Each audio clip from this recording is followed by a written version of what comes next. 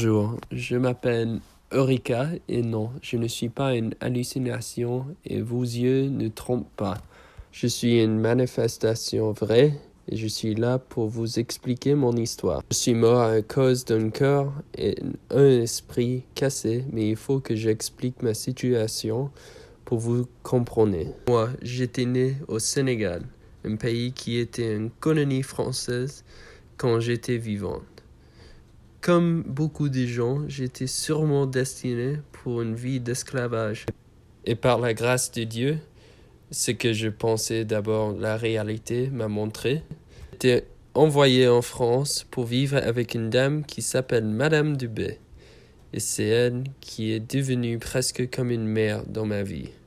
Pour moi, ma jeunesse a été marquée avec la joie et aussi les merveilleuses expériences, grâce à Madame Dubé. J'ai étudié toutes les choses dont vous avez besoin pour être une aristocrate. J'ai étudié les langues, le français, l'italien et aussi l'espagnol. Grâce à mes études de ces langues, je pouvais communiquer avec les autres aristocrates des autres pays. Avec ces 3 langues, j'ai aussi étudié l'art. Et c'était très difficile parce qu'il fallait que je connaisse le sens de l'art. Et en même temps, j'ai dû apprendre à peindre les peintures et aussi dessiner les images pour que je peindre. L'art pour moi, c'était peut-être la chose la plus difficile à apprendre. Et après un petit bout de temps, Madame Dubé m'a appris un type de danse qui était modelé après de l'Afrique.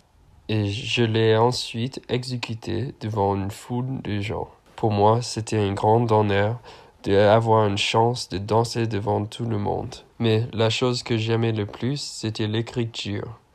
Pour exprimer mes idées dans une forme de texte, ça m'aidait à comprendre mes émotions et c'est bien parce que je n'avais aucune idée que ma vie serait bouleversée. Dans un petit moment de ma vie, j'ai compris que tout ce que je pensais était faux.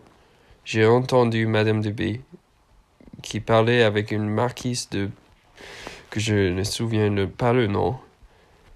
Elle parlait de moi, et comme parce que je suis noir, je ne veux jamais être épousé. J'ai entendu ça, je ne savais pas quoi penser. Devrais-je retourner au Sénégal ou devrais-je simplement fuir? Je ne peux pas revenir au Sénégal parce que je suis un aristocrate. Je ne serai jamais capable de m'intégrer dans leur société. En même temps, je ne peux pas rester en France parce que je ne vais jamais être accepté parce que je suis noir. Ma réalité a été changée dans un petit moment. Je suis tombé dans la dépression et j'ai évité les interactions avec Madame Dubé. Maintenant, je suis mort donc je ne sens rien. Mais dans ce moment, je ne voulais rien à faire avec la vie aristocratique ou mes études. Avant ma mort, j'ai trouvé Dieu et je suis devenue religieuse. Avec Dieu, je n'étais pas jugé par la couleur de ma peau, mais seulement par ma foi. C'était la première fois que je me sentais accepté et ça m'a aidé à comprendre mon traumatisme, mais il n'a jamais guéri.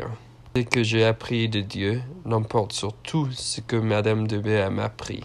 J'ai compris que la vie aristocratique n'était pas pour moi. Il fallait que je vive ma vie dans le nom de Dieu. Mais malheureusement, parce que ma vie de douleur a duré si longtemps, je suis devenu malade et je suis mort à cause de ça. Et maintenant, je me trouve devant vous, quelqu'un à qui j'explique le traumatisme de ma vie. Maintenant, c'est à vous, parce que vous connaissez mon histoire, à être un défendeur des gens qui vivent une vie injuste. Et peut-être tu demandes pourquoi moi? Mais c'est parce que tu connais ma vie.